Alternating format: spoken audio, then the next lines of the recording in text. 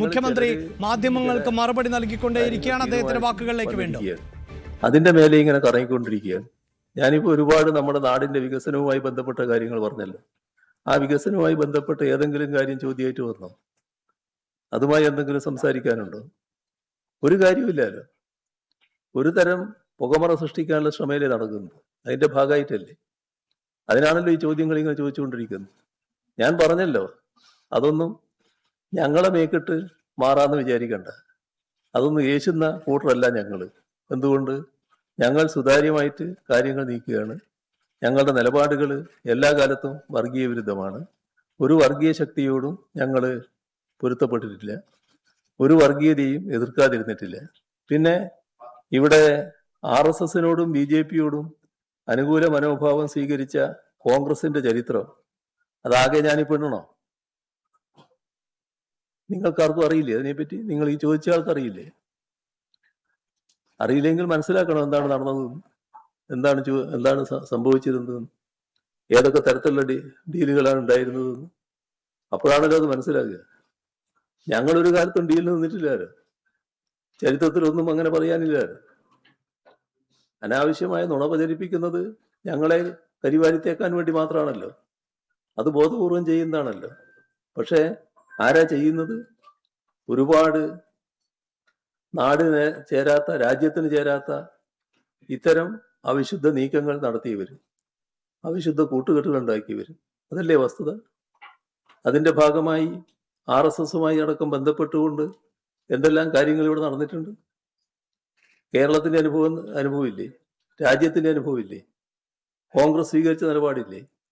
ഇന്ന് കോൺഗ്രസിന്റെ നേതാക്കന്മാര് RSS ഉന്നയിക്കുന്ന, സംഘപരിവാർ ഉന്നയിക്കുന്ന പ്രശ്നങ്ങൾക്ക് കൃത്യമായ നിലപാടെടുക്കുന്നുണ്ടോ? ഇപ്പൊ പറഞ്ഞില്ലേ, നമ്മുടെ ക്രൈസ്തവ വിഭാഗത്തിലടക്കം വലിയ തോതിൽ ആശങ്കയുണ്ടാക്കിയ നിയമ ഭേദഗതി, അക്കാര്യത്തിൽ കൃത്യമായ നിലപാട് പറയാൻ തയ്യാറാകുന്നുണ്ടോ? എന്തുകൊണ്ടാ പറയാത്തത്? എവിടെയാണ് ഈ ഒരുതരം നേരത്തെയുള്ള ആ മൃദു സമീപനം കോൺഗ്രസിന്റെ ഭാഗത്തുണ്ടാവുകയല്ലേ പല കാര്യങ്ങളിലും? ഇതൊക്കെ ചരിത്രത്തിന്റെ ഭാഗമല്ലേ? ഞങ്ങളെ അതിന്റെ ഭാഗമാക്കാൻ നോക്കണ്ട എന്നുള്ളതാണ് എനിക്ക് പറയാനുള്ളത്. നമുക്ക് ഇപ്പൊ നിർത്താം.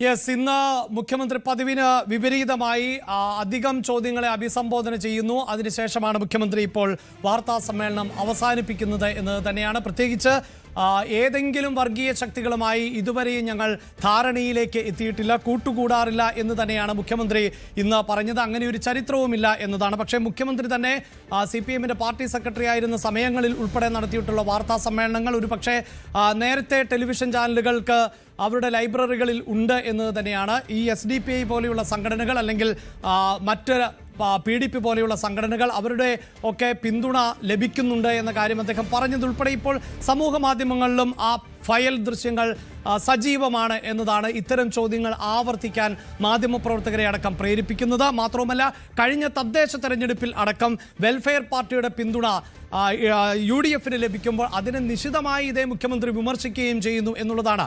അപ്പോൾ സ്വാഭാവികമായും ഈ കാലഘട്ടത്തിൽ അടുത്ത നിയമസഭാ തെരഞ്ഞെടുപ്പിന് കളമൊരുങ്ങുമ്പോൾ SDPI പരസ്യമായി ഇടതുമുന്നണിക്ക് പിന്തുണ നൽകുന്നു, ഞങ്ങൾ ഇടതുമുന്നണിക്ക് വോട്ടിൽ നൽകും എന്ന് പറയുന്നു, ഇടതുമുന്നണിയുടെ CPMന്റെ സ്ഥാനാർത്ഥികൾ ഞങ്ങൾ ആ വോട്ട് സ്വീകരിക്കും എന്ന് പറയുന്നു, EP ജയരാജനെ പോലെയുള്ള നേതാക്കൾ വോട്ട് സ്വീകരിക്കുമെന്ന് പറയുന്നു. അപ്പോൾ മുഖ്യമന്ത്രിക്ക് എന്ത് നിലപാടാണ് ഈ വിഷയത്തിൽ ഉള്ളത് എന്നതുകൊണ്ട് തന്നെയാണ് മാധ്യമപ്രവർത്തകർ ആവർത്തിച്ച് ചോദ്യം ചോദിച്ചുകൊണ്ടിരിക്കുന്നത്. അത് തന്നെയാണ് ഞാൻ നേരത്തെ സൂചിപ്പിച്ചത്. അത്തരം ചോദ്യങ്ങൾ ചോദിക്കുമ്പോൾ ഇടത് സൈബർ ഇടങ്ങളിൽപ്പെട്ട ആളുകൾക്ക് വിയോജിപ്പുകൾ ഉണ്ടായി, അവർ ഭീഷണിപ്പെടുത്തി എന്നതുകൊണ്ടൊന്നും ഇത്തരം ചോദ്യങ്ങൾ മാധ്യമപ്രവർത്തകർ ചോദിക്കാതിരിക്കില്ല. അതിപ്പോൾ മുഖ്യമന്ത്രിയോടാണ് െങ്കിലും പ്രതിപക്ഷ നേതാവിനോടാണെങ്കിലും ഇനിയിപ്പോൾ BJPയുടെ സംസ്ഥാന അധ്യക്ഷൻ രാജീവ് ചന്ദ്രശേഖരനോടാണ് എങ്കിൽ പോലും മാധ്യമങ്ങൾക്ക് മുന്നിൽ ഇരിക്കുമ്പോൾ മാധ്യമങ്ങളെ കാണുന്ന പ്രോഗ്രാമാണിത് എന്നതാണ് എടുത്തു പറയേണ്ടത്. മാധ്യമങ്ങളെ കാണുന്നതിന് വേണ്ടി തന്നെയാണ് ഇവർ വാർത്താ സമ്മേളനം നടത്തുന്നത്.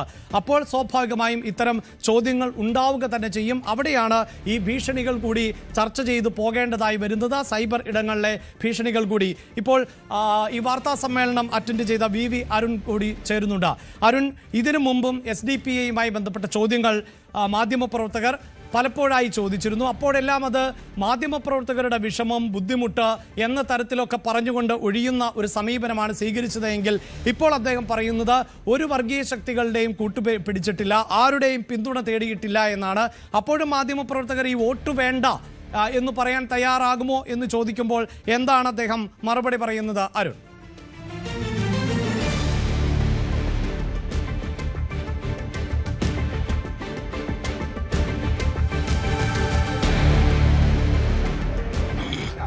അഭിലാഷ്, ഏറ്റവും പ്രധാനപ്പെട്ടത് SDPI വിവാദത്തിൽ എന്താണ് മുഖ്യമന്ത്രിയുടെ പ്രതികരണം എന്നുള്ളതാണ്. പൂർണ്ണമായും SDPIയുടെ വോട്ട് വേണ്ട എന്ന് പറയാൻ മുഖ്യമന്ത്രി ഇപ്പോഴും തയ്യാറായില്ല എന്നാണ് ഈ വാർത്താ സമ്മേളനത്തിലെ സാരം എന്നുള്ളത്. കാരണം SDPIയുമായി ഒരു ഘട്ടത്തിലും ഒരു ഡീലിന് അല്ലെങ്കിൽ വോട്ട് ചോദിക്കാൻ CPM തയ്യാറായിട്ടില്ല.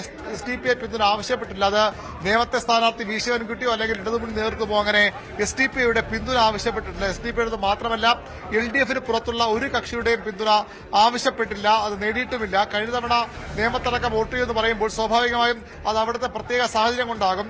BJP ജയിച്ചുകൂടെന്ന് ആഗ്രഹിക്കുന്ന ഒരുപാട് ശക്തികൾ കേരളത്തിൽ ഉണ്ട്. രാഷ്ട്രീയമായി ഇടതുമുന്നണിയോട് യോജിപ്പില്ലാത്തവരും ചില ആളുകളും BJPയെ പരാജയപ്പെടുത്താൻ ഞങ്ങൾക്ക് വോട്ട് ചെയ്തിട്ടുണ്ടാകും.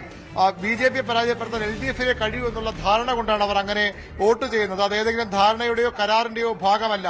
തെരഞ്ഞെടുപ്പിന് ശേഷവും വർഗീയതയുമായി ഏതെങ്കിലും തരത്തിലുള്ള ബാന്ധവം ഞങ്ങൾ ഉണ്ടാക്കിയിട്ടില്ല എന്ന് മുഖ്യമന്ത്രി പറയുന്നു. SDPI വോട്ട് വേണ്ടെന്ന് UDF ഒരു ഘട്ടത്തിലും പറഞ്ഞിട്ടില്ല. പാലക്കാട് ഉപതെരഞ്ഞെടുപ്പിലടക്കം അതാണ് സംഭവിച്ചത്. അവിടെ ഒക്കെ ചങ്ങായിമാരായി ഇവർ പ്രവർത്തിച്ചു എന്നാണ് മുഖ്യമന്ത്രി പറയുന്നത്. UDF അനായാസേന ജയിച്ചു കയറി അവിടെ ഇരിക്കാൻ പോകുന്നുവെന്ന ഒരു ധാരണയുണ്ടായിരുന്നു. അങ്ങനെ അവർ കരുതിയിരുന്നു. ആ ധാരണയ്ക്ക് ഇപ്പോൾ പൊള്ളലേൽക്കുന്നു. അതുകൊണ്ടാണ് LDFന് ഈ നേരത്തെ ഉള്ളതിനേക്കാൾ സ്വീകാര്യത കൂടുകയും ചെയ്തു. അതുകൊണ്ടാണ് ഇത്തരം പ്രചരണങ്ങൾ ഉണ്ടാകുന്നത്. ഒരു വർഗീയതയുമായും കൂട്ടുകൂടില്ല, ഒരു വർഗീയതയുടെയും താല്പര്യം സംരക്ഷിക്കില്ല, ഒരു വർഗീയ കക്ഷിയുടെയും ചാരി നിൽക്കില്ല CPM എന്ന് മുഖ്യമന്ത്രി പറയുന്നു. അപ്പോഴും SDPI വോട്ട് വേണ്ട എന്ന് പറയാനോ SDPIയുടെ പേരെടുത്ത് പറയാനോ പിണറായി വിജയൻ തയ്യാറായില്ല എന്നാണ് ഏറ്റവും പ്രധാനപ്പെട്ട കാര്യം. SDPIയുടെ വോട്ട് ചോദിച്ചിട്ടില്ല, അഭ്യർത്ഥിച്ചിട്ടില്ല. മുന്നണിക്ക് പുറത്തുള്ള ഒരു കക്ഷിയുടെയും വോട്ട് ആ രീതിയിൽ ആവശ്യപ്പെടുകയുമില്ല. വർഗീയതയെ പ്രോത്സാഹിപ്പിക്കുമെന്ന് പറയുമ്പോഴും SDPI വോട്ട് വേണ്ട എന്ന് പറയാൻ മുഖ്യമന്ത്രി തയ്യാറായിട്ടില്ല എന്നാണ് ഏറ്റവും പ്രധാനപ്പെട്ട കാര്യം. യെസ്, അതായത് വലിയ വിമർശനങ്ങൾ കൂടി രാഷ്ട്രീയ എതിരാളികളിൽ നിന്ന് ഉയരുന്ന ഒരു പശ്ചാത്തലത്തിൽ ആണ് മുഖ്യമന്ത്രിയുടെ വാർത്താ സമ്മേളനം. ഇന്ന് മാധ്യമപ്രവർത്തകരോട് കൂടുതൽ ചോദ്യങ്ങൾ ചോദിക്കാനുള്ള അവസരം ലഭിച്ചു. കഴിഞ്ഞ ദിവസം, അതായത് അരുൺ എടുത്തു പറയേണ്ടത്, കഴിഞ്ഞ ദിവസം 2-3 ചോദ്യങ്ങൾ ചോദിച്ച് അദ്ദേഹം എഴുന്നേറ്റ് പോകുമ്പോഴാണ് മാധ്യമപ്രവർത്തകരുടെ ഭാഗത്ത് നിന്ന് വിമർശനമുണ്ടായത്. ചോദ്യങ്ങൾക്ക് മറുപടി നൽകണം എന്നുള്ളത്. അതുമായി ബന്ധപ്പെട്ടും അദ്ദേഹം പ്രതികരിക്കുകയുണ്ടായല്ലോ. ഇന്ന് പതിവിൽ നിന്ന് വ്യത്യസ്തമായി കൂടുതൽ ചോദ്യങ്ങൾക്ക് അദ്ദേഹം മറുപടി നൽകി എന്ന് തന്നെയാണല്ലോ വ്യക്തമായതും.